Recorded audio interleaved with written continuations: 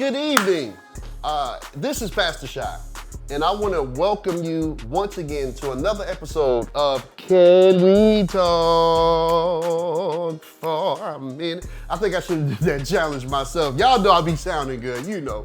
Listen, but I want to say thank you guys for joining us. Thank you for supporting us. And thank you for getting the word out, right? And so before we get started, do me a favor, share this. Let somebody know that Can We Talk is on the air again, right? Because I believe that these episodes, and especially tonight, I believe it's going to be a good conversation that's going to bless your life. Now, over the last few episodes, you know, we did a lot of joking. We had a lot of fun, which is necessary, and I love doing it. But there are times when we have to talk about subjects that might make us a little bit uncomfortable. But hey, why would you call this Can We Talk if we can't talk about everything? So tonight I want to talk from the subject pro-life or pro-choice. Yeah, you heard me. I said it right.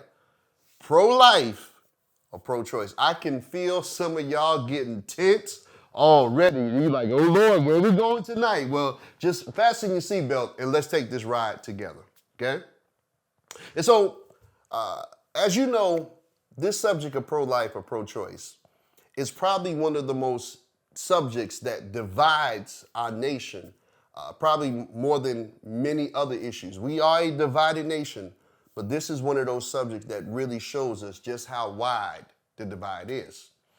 And if you're not familiar with the origins, pro-life versus pro-choice, this stems from a court decision back in 1973, which gave women the legal right to abort their child, right?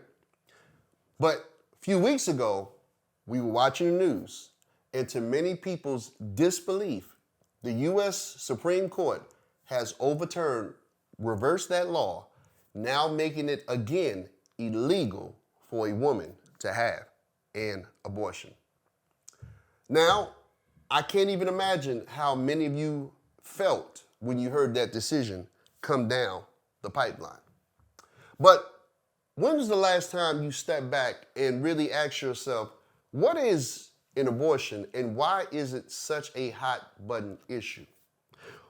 Well, the contention of this issue, it really stems around the mindset or the idea of at what point in a woman's pregnancy is that child considered a human being having human rights? Now, for many, and medically speaking, they deem a child what you would call a viable fetus at the point when if you remove that child from the womb, they would be able to survive. And this is around 24-week period. Anything after that, most professionals consider that a viable fetus, right? But then you have the other side, which is the conservative side, or what you call the pro-lifers, and they believe that the moment a woman is impregnated, at that moment, that fetus is a child, and that fetus is viable.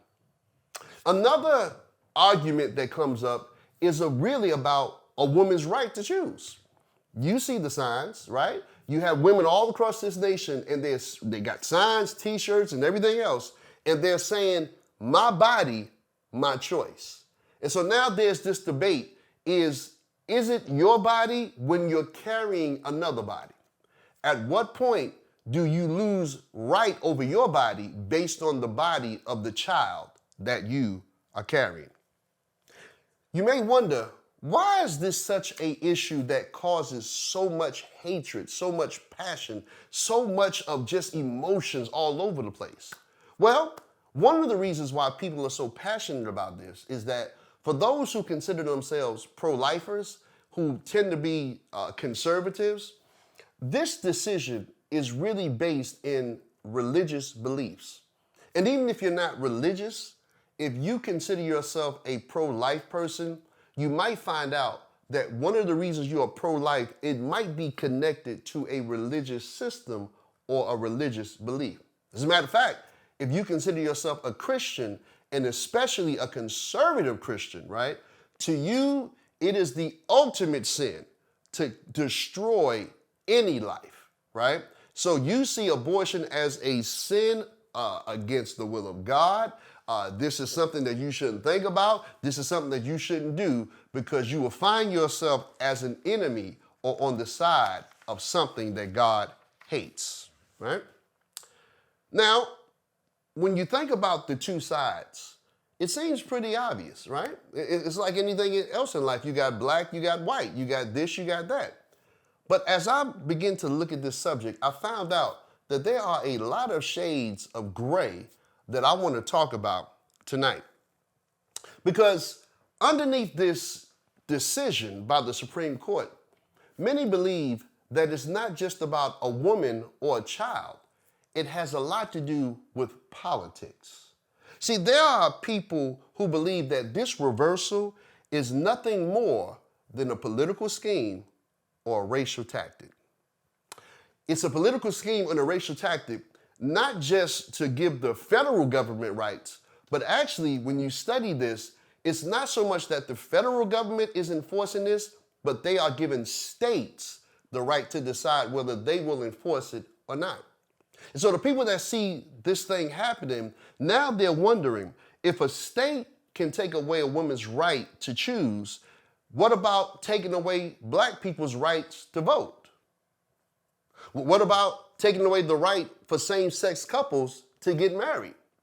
I mean, if you're going to take away one right, where does it stop? And so for me, for your boy, because we saying, can we talk, right? We want to talk.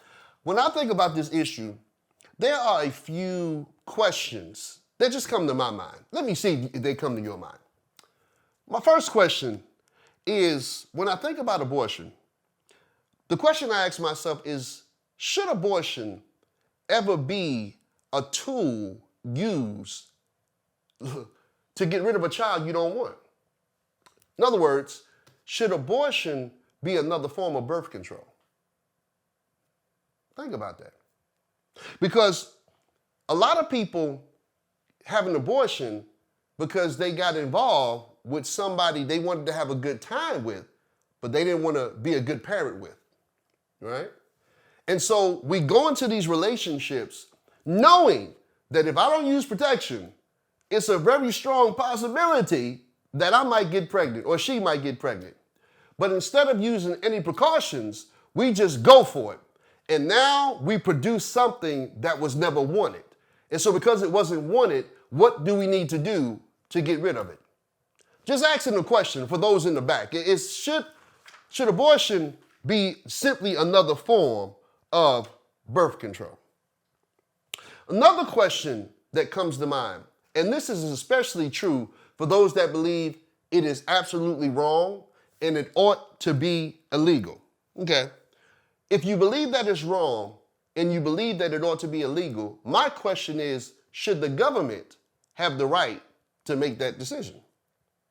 Because one of the reasons I ask that question is that when you look at this government, it seems like they only have a passion or care about life within 9 months of conception. Yeah, because isn't it amazing that the same government that will pass a law for a child to have to be born won't change a law for little children not to get shot? I'm just talking to the people in the back. I mean, isn't it amazing that we can pass abortion laws, but will not pass gun laws? Isn't it amazing that the same government that wants to mandate the birth of children won't do anything to ensure the well-being of those children? I'm just asking for those in the back, right? And this is especially true for those children who are born black, brown, and disenfranchised. I mean, we want them to be born, but what are we doing to make sure that they have everything they need in order to grow? I mean, we want them to be born, but we won't make sure that they are raised in a school system that will ensure that they succeed. We want them to be born, but we don't want to make sure that they are ensured to have equal opportunities as they grow up.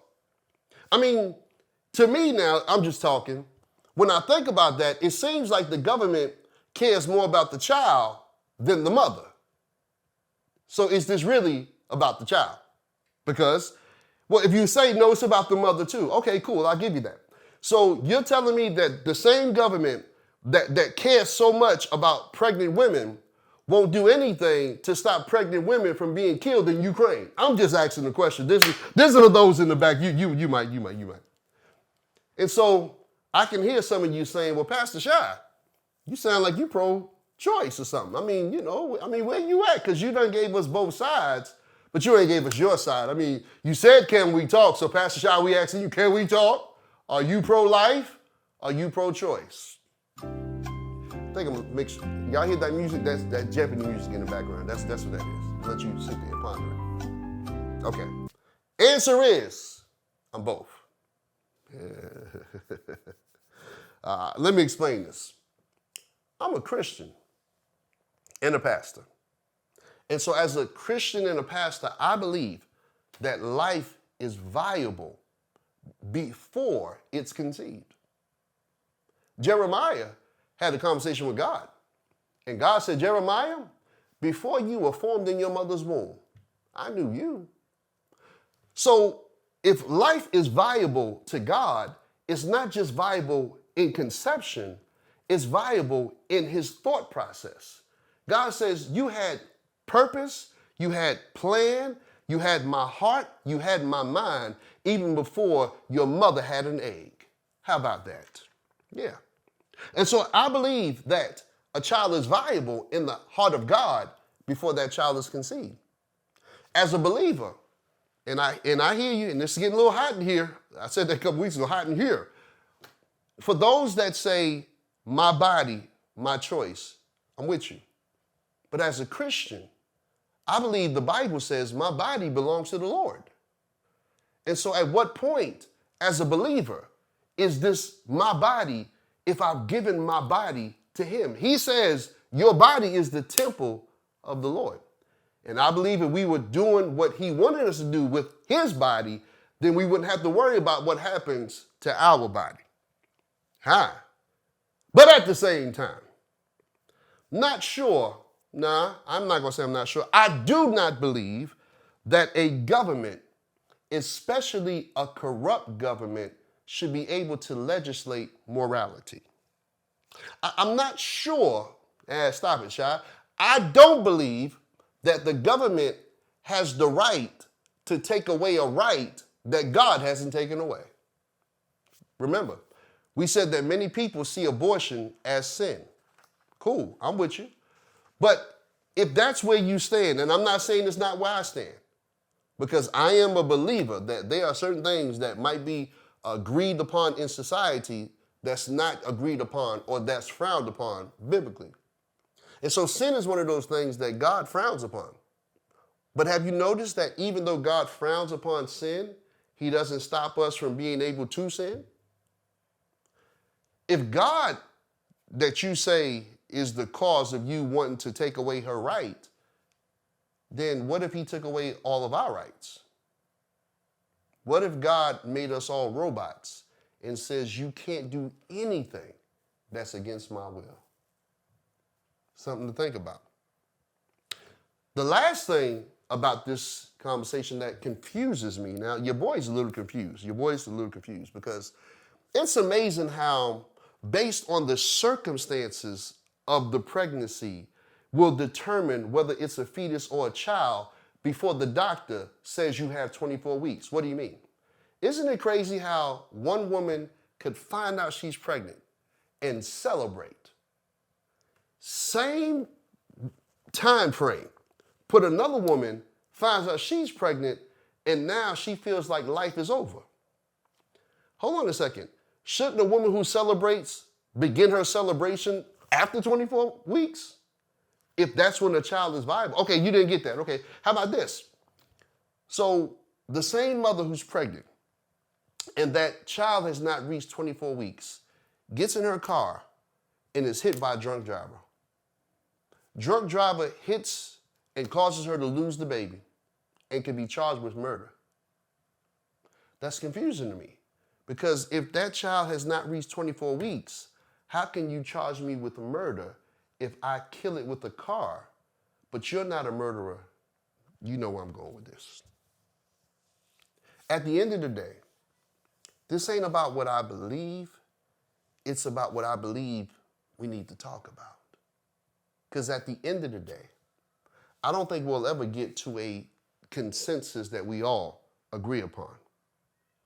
And it is my heart that no woman, no man, because we don't even talk about fathers, how they're affected.